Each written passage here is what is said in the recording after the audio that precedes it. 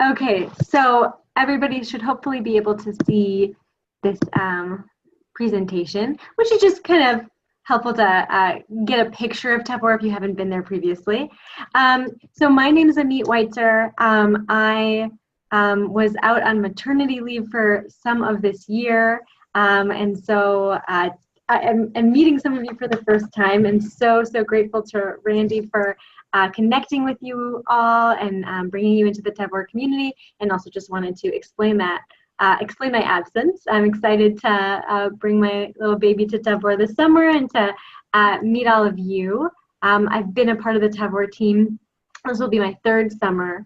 I had my sort of formative Jewish camping experiences at a wilderness camp in Ontario, where I was a counselor and supervisor director, and just fell in love with the power of camp as an empowering place to cultivate Jewish identity, cultivate confidence, cultivate leadership skills that will support young people into making the world a better place, and came to be connected to Tavor because a number of my close friends and peers here in the Detroit area where I live credit Tavor with who they are and the critical and thoughtful and idealistic way in which they engage with the world and work to make it a better place. And they let me know about the position when it became available, and it's been a really nourishing, wonderful experience to be a part of the community. So I'm excited to get to know you all,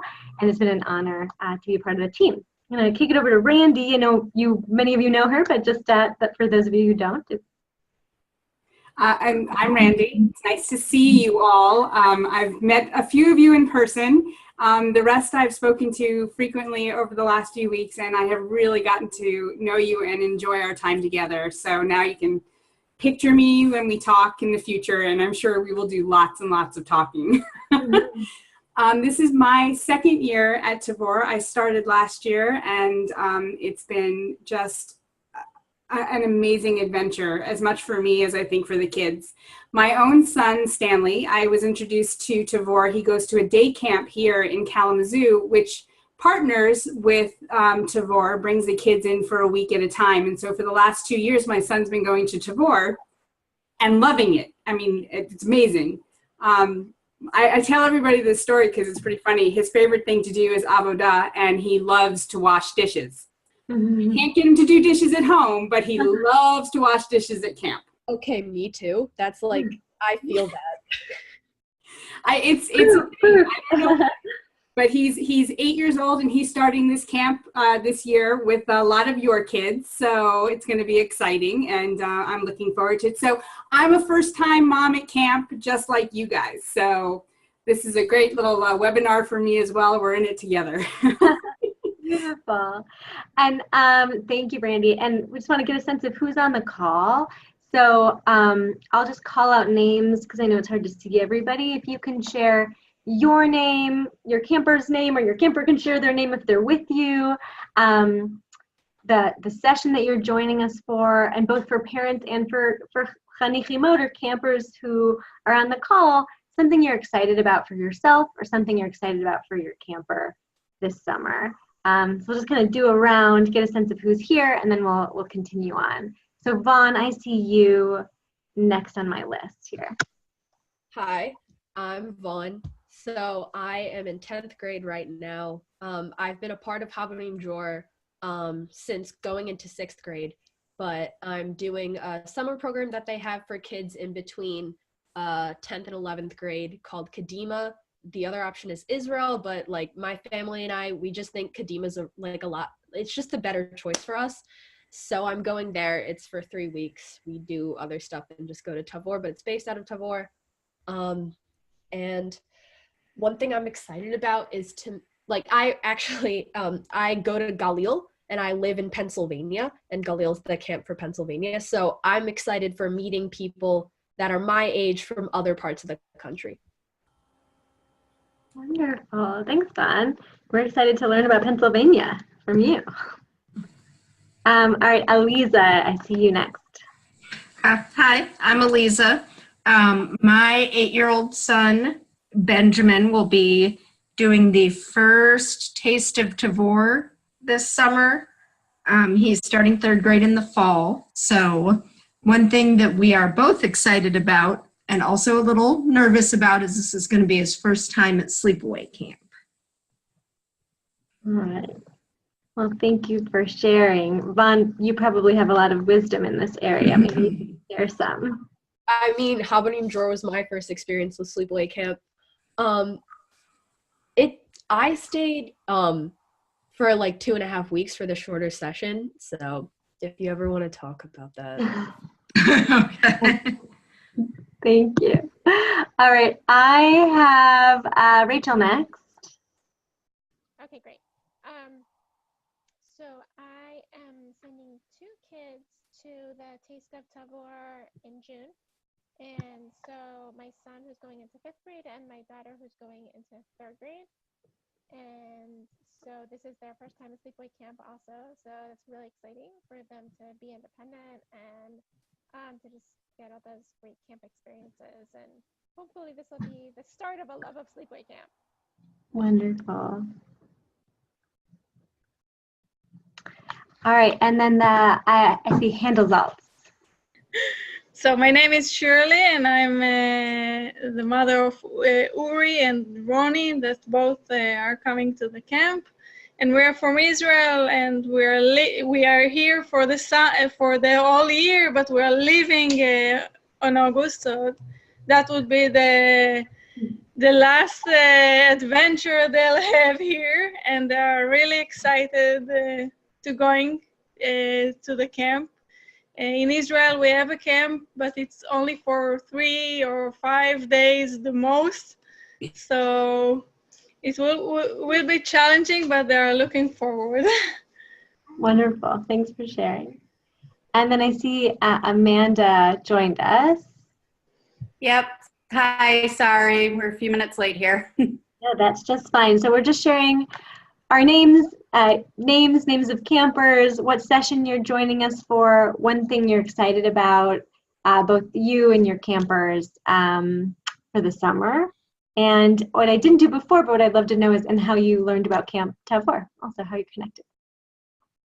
Okay, so my name's Amanda. I'm here, my husband Steve is here. Hi. And that's Maddie, who doesn't want to be on camera. But Maddie is 8, and she is going to do Taste of Tavor in July. So this will be her first time going to overnight camp, and we learned about it from friends at our synagogue. We live here in the Lansing, Michigan area. And we are just excited for her to broaden her horizons and learn more about Judaism and make some new friends. Beautiful. Great, thank you. I think that I think that was everybody. So we will continue. Some of you might have watched this video before, but we'll just play it for those who haven't. It's just a couple minutes long, and it gives you just a good visual of Tavor for those of you who haven't been, so we can sort of start from a shared sense of what Tavor's grounds look like, and then dig in a little bit and talk more about the program.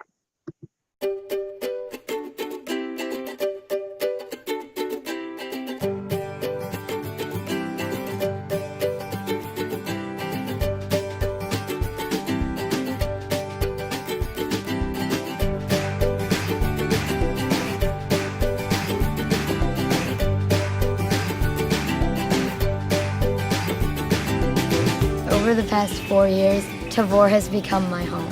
Somebody once asked me for my address and I accidentally gave them Tavor's address. Here, you're more of a family than you realize. This is almost as close as your real family. It combines religion and community better than anywhere else I've been. Now that I'm a madrich, I know that I'm the one fueling this fun. And that's what's so exciting because I'm passing down what I had as a kid. There's never like suppression of fun or loudness or being crazy and happy and wild and loving each other. No matter what you like or what you do, people will enjoy that about you. You've always got someone that's got your back. You've always got someone helping you, someone playing with you. The camp can like help you break out of your shell. You really come out as yourself because everyone gives you a chance to be yourself. This place helps you to shape your identity and to find your way to be creative and to have fun and to help others. My mom told me the other day, she said, I'm really glad you have another community that really accepts you for who you are. I ended up finding my own special place here. The one thing I'll have to let my parents know when I'm back at home is that it's the best camp ever, and I want to go again so badly.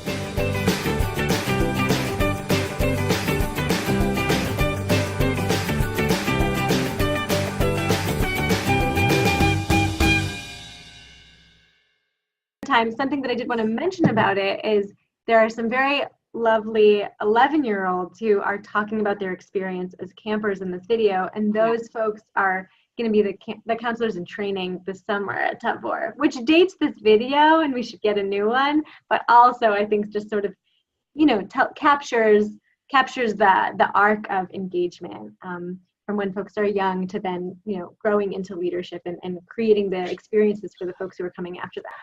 Many of you know from speaking with Randy, from looking at our website, from talking to friends of yours, that sort of the foundational element of Tavor is trying to create a traditional, we know that they've changed over the years, but a traditional kibbutz-like community.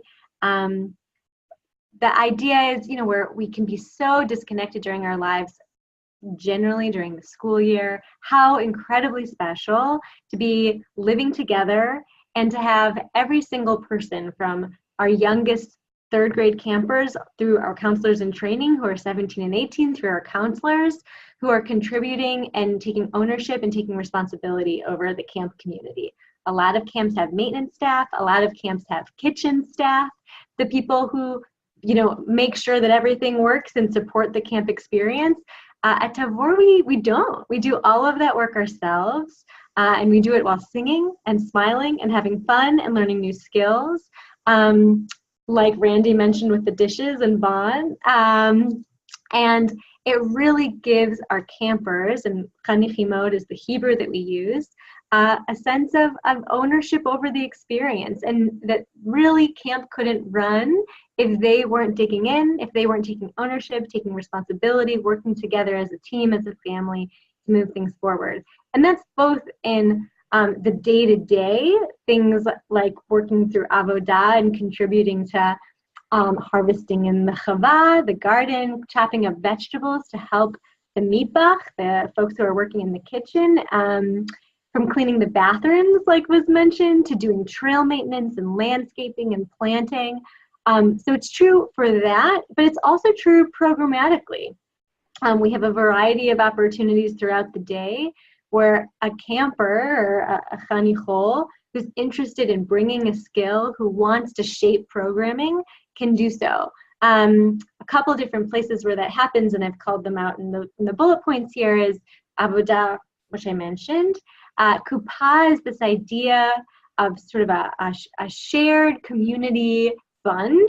So you likely, when you registered for Tavor, there was the registration fee, and then there was also Kupa, you might have seen.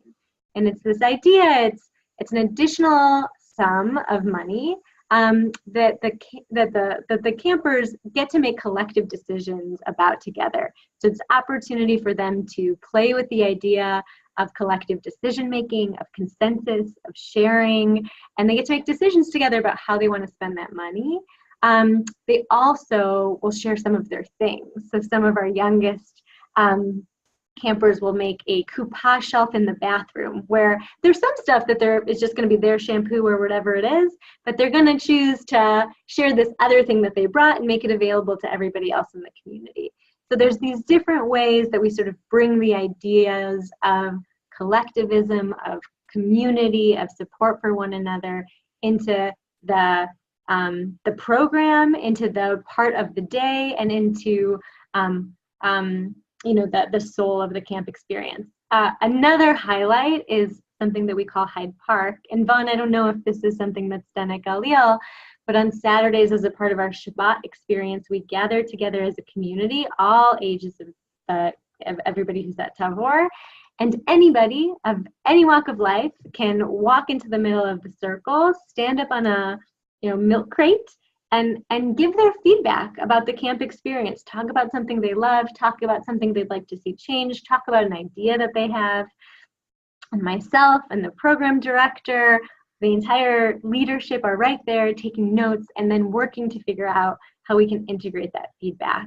It's another way of saying, you know, you help to make camp run when you're participating in Avodah. You also get to tell us about how you'd like to see camp evolve. It's a really, you know, wonderful representation of the sort of youth leadership that we try to create space for.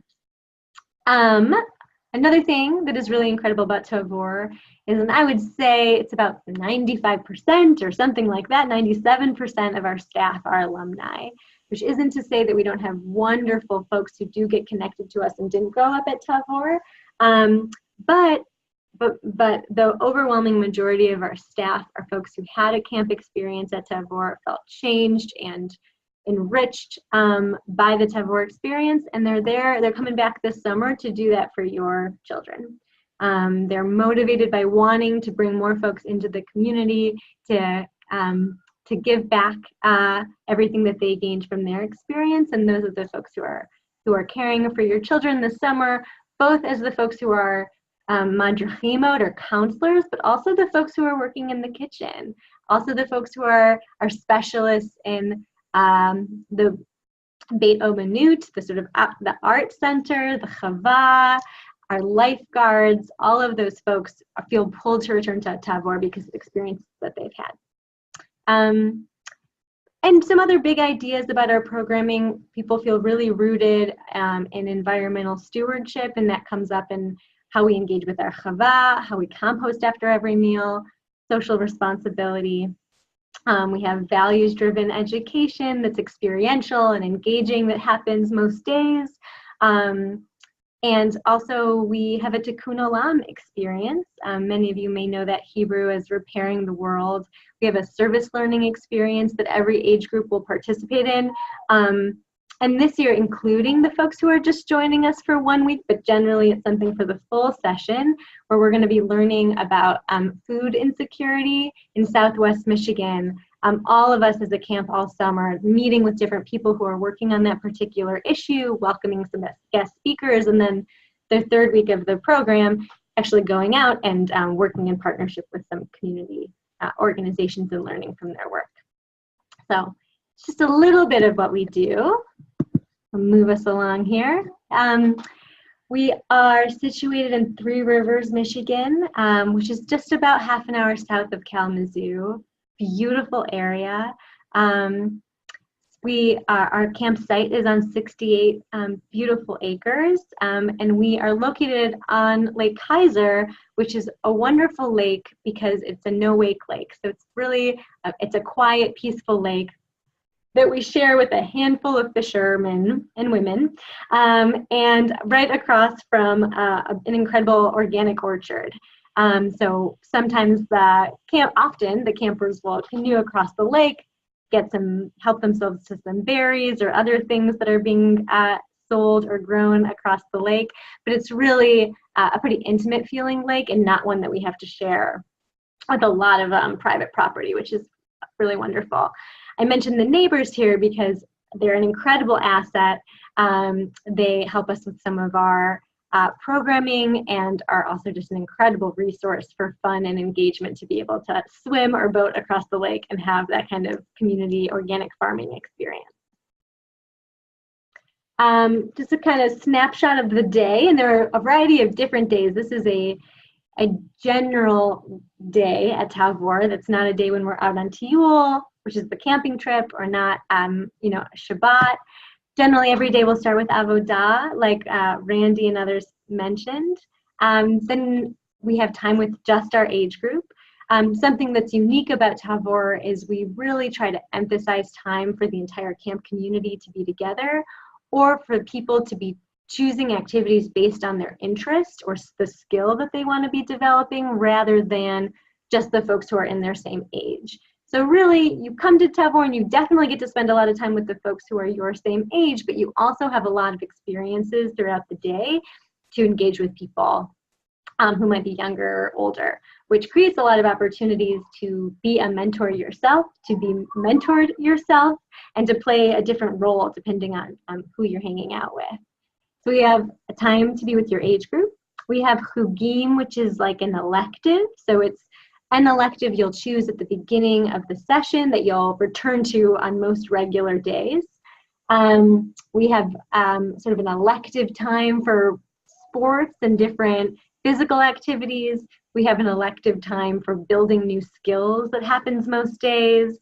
In the evening, we rotate between a fun, playful activity just with your age group and with the full camp. And then in addition to sort of the general days, we have a camping trip that happens the second week. So the Taste of Tavor campers won't experience it this year, but definitely in the future. We have the Tikkun Olam service learning experience I mentioned. We have a biathlon where folks can swim across the lake and run back to camp. And we have a day in which the counselors in training take over the camp programming for the day. And of course, we also have Shabbat. So many of you know that Tavor is not affiliated with a particular religious movement, but rather, so we have campers from Reconstructionist, Reformed, Humanistic, Conservative faith communities, synagogues and other congregations. And so it's a really rich community because a lot of people are bringing different practices and different observance levels. And we all come together around sort of the cultural experience of engaging with Jewish identity. And so while we don't have a particular service on Friday or Saturday, what we aim to do is really feel Shabbat in our bodies and minds by having Shabbat, both Friday and Saturday, feel markedly different than every other day at Tavor. We do a lot of avodah on Friday to sort of prepare Tavor for Shabbat, but have no avodah on Saturday to sort of rest, to feel it in our bodies, to feel it in our souls. So really, we sleep in a bit. We have a lake swim. We have a lot of time together being by the lake, doing more unstructured activities for part of the day on Shabbat.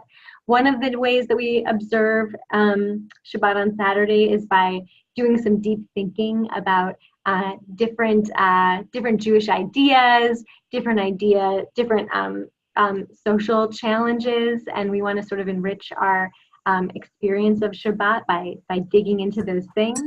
We of course do Israeli folk dancing on Friday nights under the stars after dinner. We come together for a big community meal on Friday night.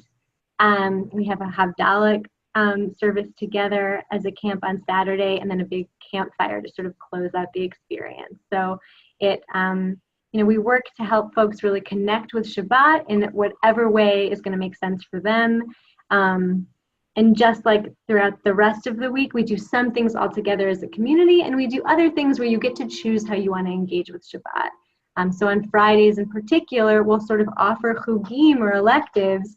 Do you want to go for a walk in the woods to sort of get centered and get ready for Shabbat?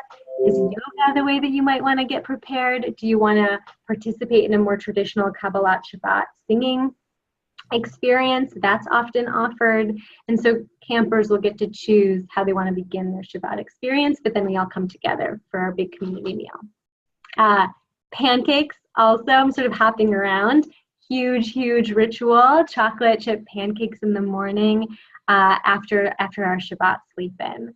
And I think there are a number of long-standing Shabbat traditions at Tavor, and also every year there are more things, depending on who's there, what ideas they have, and how they want to shape the summer.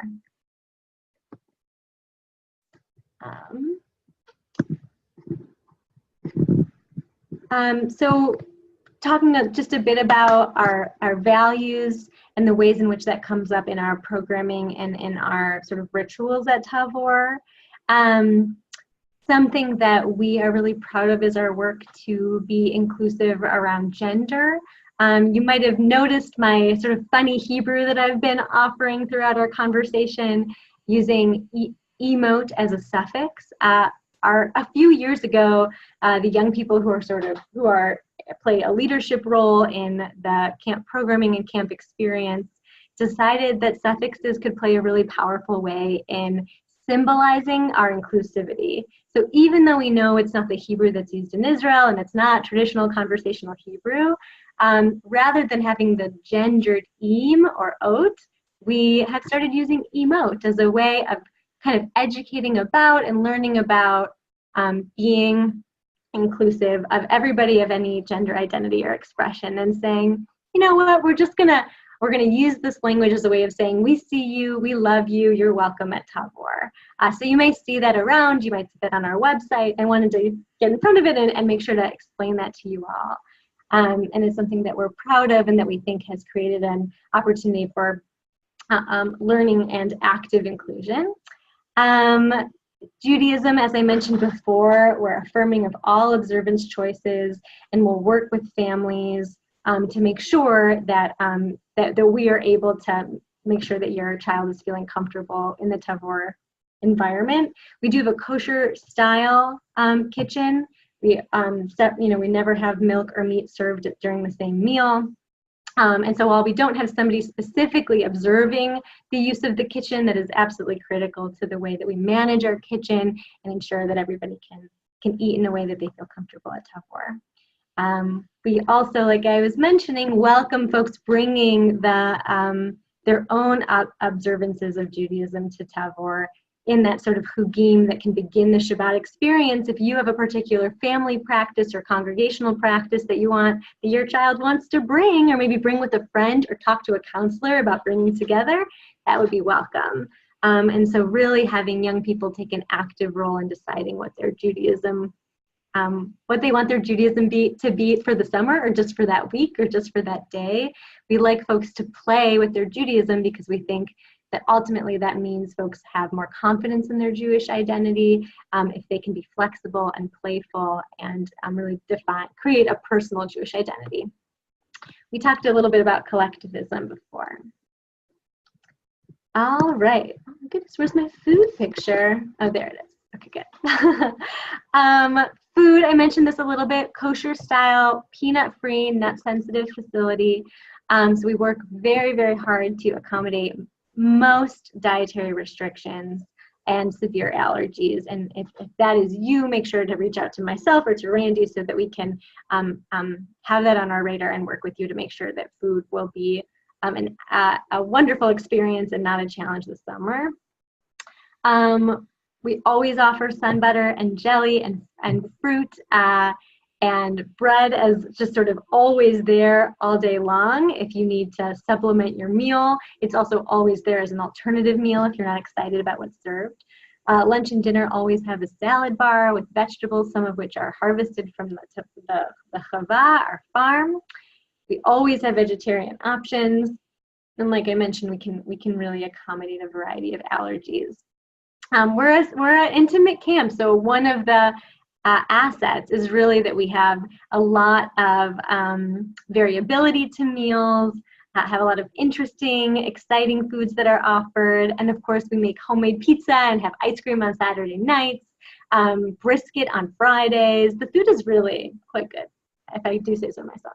So, and it's certainly, if food is important to you, if you have any questions, let us know. A bit about health and safety at Tavor. You know, consistent with our approach that young people are leaders, young people can take ownership over their experience.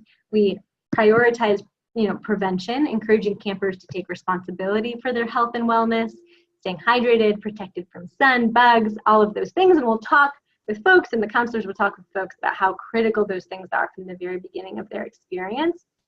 And when that doesn't happen, or when that's not enough, we have 2 medical professionals who staff our clinic, and we use an abbreviate MARP for Mirpa'ah, and they're at camp 24/7. They coordinate camper medication administration and manage first aid and healthcare for us throughout the summer. Of course, if there's anything beyond their expertise and their licensure, we can use a clinic and a hospital in town where we've had campers go, and a clinician and also a counselor will accompany them if that's necessary. You will, many of you might hear from the staff in our clinic over the summer. We always will call parents if somebody spends the night in the clinic because they're feeling under the weather or something like that. Or if they need to be taken to town for some reason. But beyond that, you might hear from folks if there's a question about a medication, we want some clarity about something. They often call folks who do have medications before the summer if something isn't clear in the health form. So as you're filling those out, know there will be an opportunity to clarify with some of the folks in our clinic as needed. I threw laundry in here too because people often ask. We have laundry once a session. So the folks who are doing Taste of Tavor will not have a laundry experience, but everybody else will have a laundry experience after the camping trip. So you'll have a chance to throw stuff in and get a bunch of fresh things. Housing at Tavor. So we have two different ways of living at Tavor. Our elementary schoolers, the 3rd through 5th graders, live in cabins or tsrifim, and anybody older, 6th grade and up, live in tents. These sort of large kind of army-style canvas tents on cement or on concrete or wooden platforms. Everybody lives in living areas based on their age group, and then either a cabin or a tent based on both their age and their gender. The tents are pitched. The tents are sort of in a wooded area. It feels very secluded, and you really have your own space and a campfire pit, and it's a really wonderful opportunity for the folks as they get older and are looking for more independence from camp. The folks who are living in the cabins, our youngest campers, are right in the center of camp, close to bathrooms, close to the Cheder Ochel, our dining hall, right across from the clinic, the Mirpa'ah, and really centrally located. So the idea is as you get older and more comfortable with camp, you move further and further away from the center of the camp campus. Staying in touch. We offer a variety of ways for you to be in touch with your loved ones, and really one way for them to be in touch with you. They're welcome to send postcards and letters. They can bring their own stationery. We will provide stationery if folks ask for it. Certainly that's something that we think it's good for you to talk about beforehand. We do make sure that everybody sends one postcard to you those first couple days of camp, and those will come back to you. For the taste folks, you'll get it sort of in the middle of the week. But beyond that, it's really a conversation for you to have together about your expectations for communication. We have noticed that if your child hasn't sent many letters before, it could be good to talk about how to address an envelope together. It could be a great opportunity for some skill building, as we don't do so much of that anymore. And then, of course, you can communicate in many ways. You can send letters yourself. Camp in Touch offers a paid one-way email service, and then we offer a free one-way email service. You can send emails to message-to-my-camper@camptavor.org with the full note that you would like in the email itself, not in an attachment, and we will print that every morning and deliver them after lunch, so that can get to your camper pretty quickly. There's far more information about this in the family handbook, and I'm happy to answer questions as well.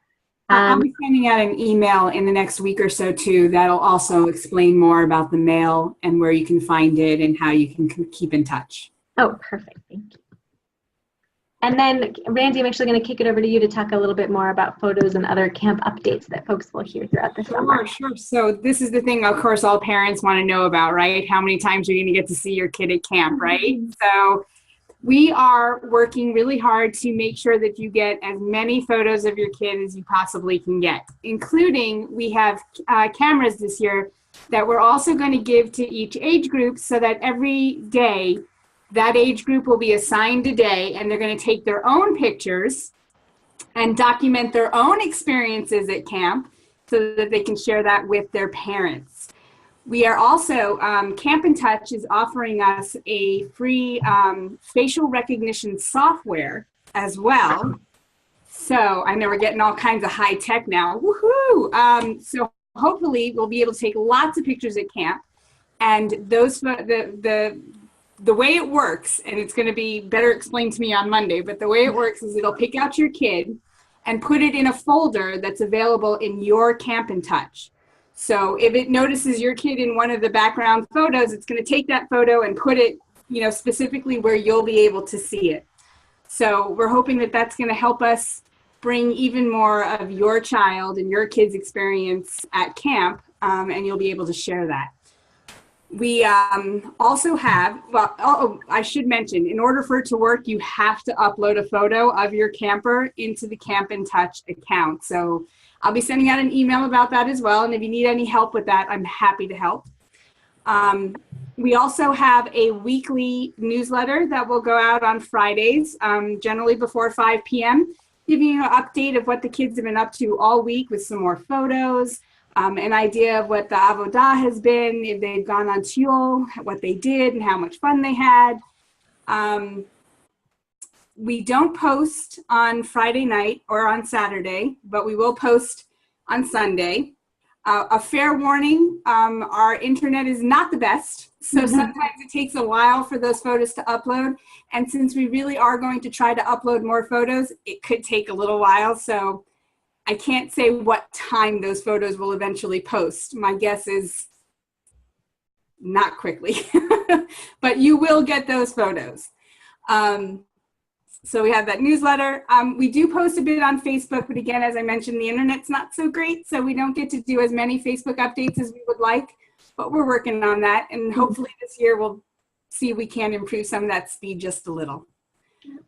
And I think that's really about it as far as communications. I'm going to be sending out an email that has all this information and a whole lot more coming up in like the next week or so. And of course, you all know me. If you have any questions, you can contact me anytime. I'm always available. Thank you. Thanks, Randy. Yes, I think the rural Three Rivers is mostly a blessing, but a little bit of curse when it comes to the internet connectivity. But it makes up for it in how beautifully removed the camp experience is, and how liberated we are from the pull of technology that we use during the school year. Which brings me to the next slide, which is actually just a reminder of how we engage with technology and electronics at Tavor, which is not much.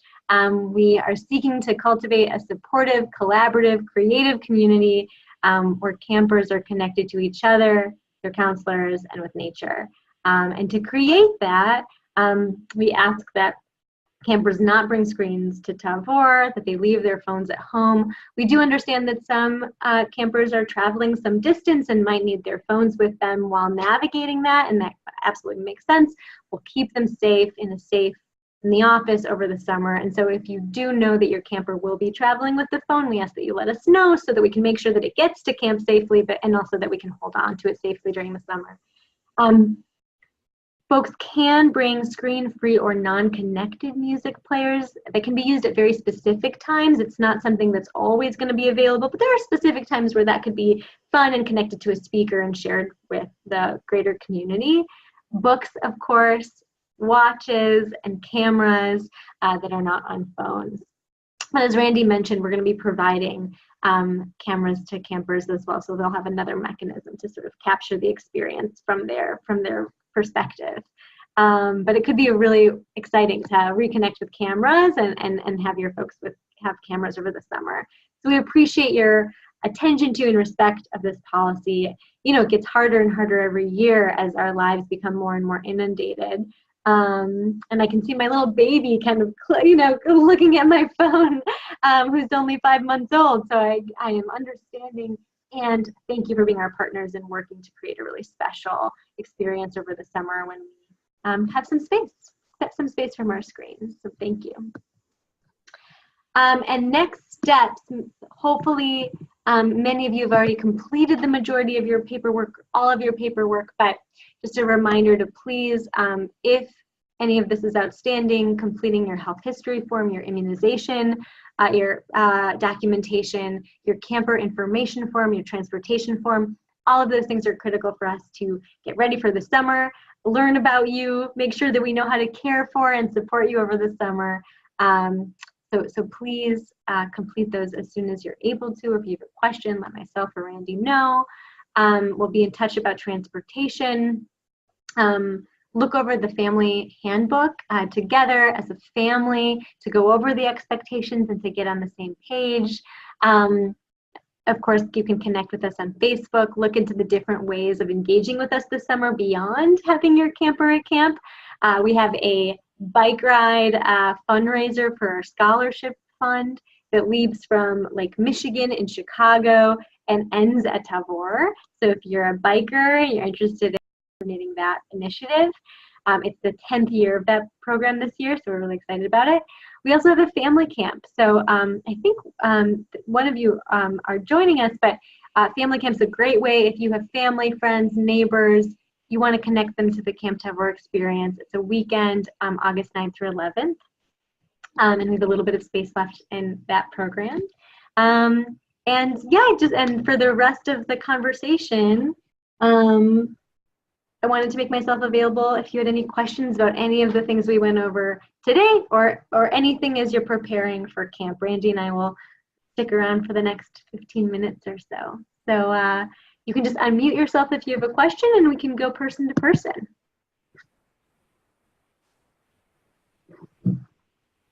I see some little faces in there. What about you guys? Got any questions about camp?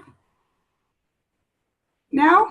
Got it all figured out? Want to hear all about the swimming and the kayaking and the canoeing? Yeah, we have all that too.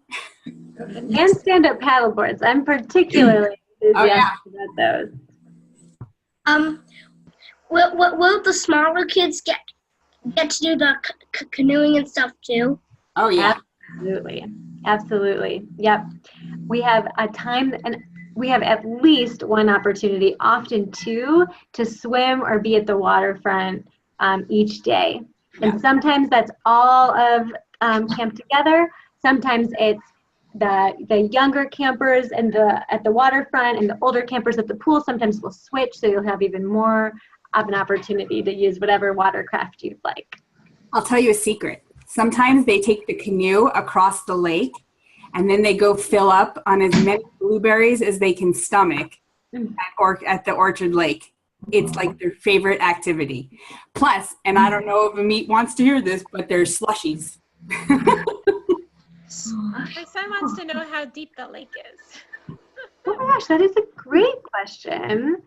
At its deepest, I do not know.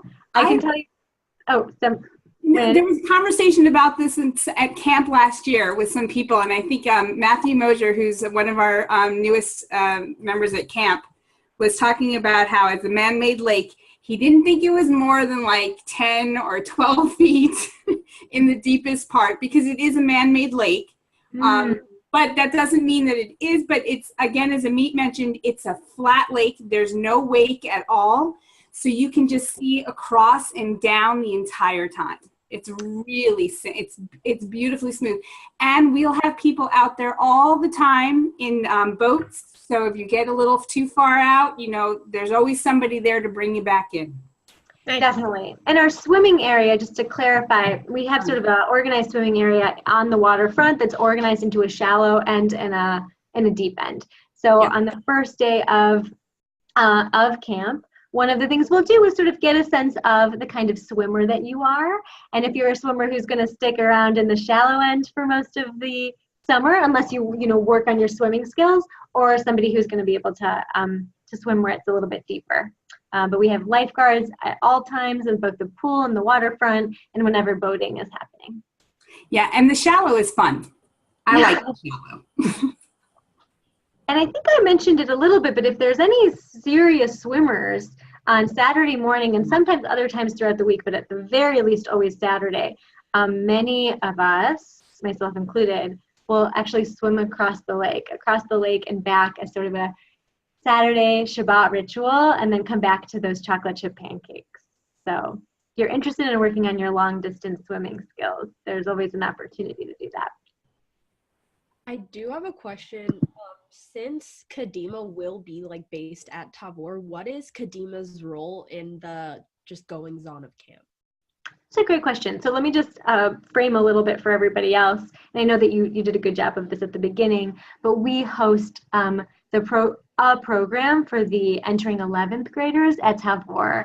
And so that's the program that Vaughn will be a part of, where their base camp is Tavor, but they're out and about. They're going to the Upper Peninsula on a backpacking trip. They're going to Detroit for an extended service learning trip focused on food systems and urban agriculture.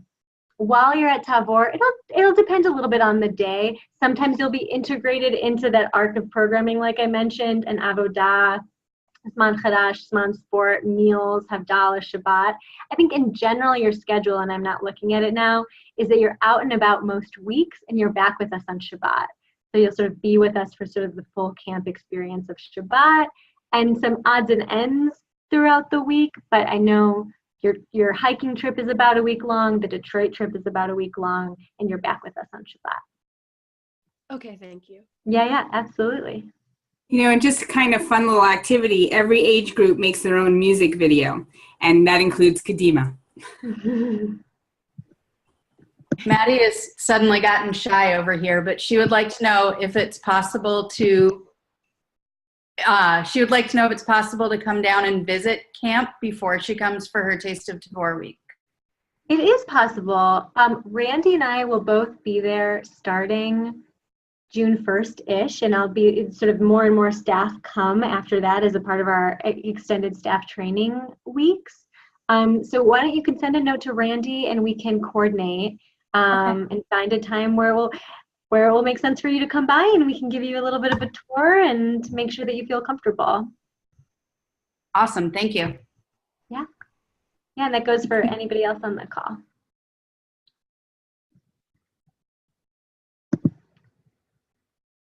All right, any other questions? No?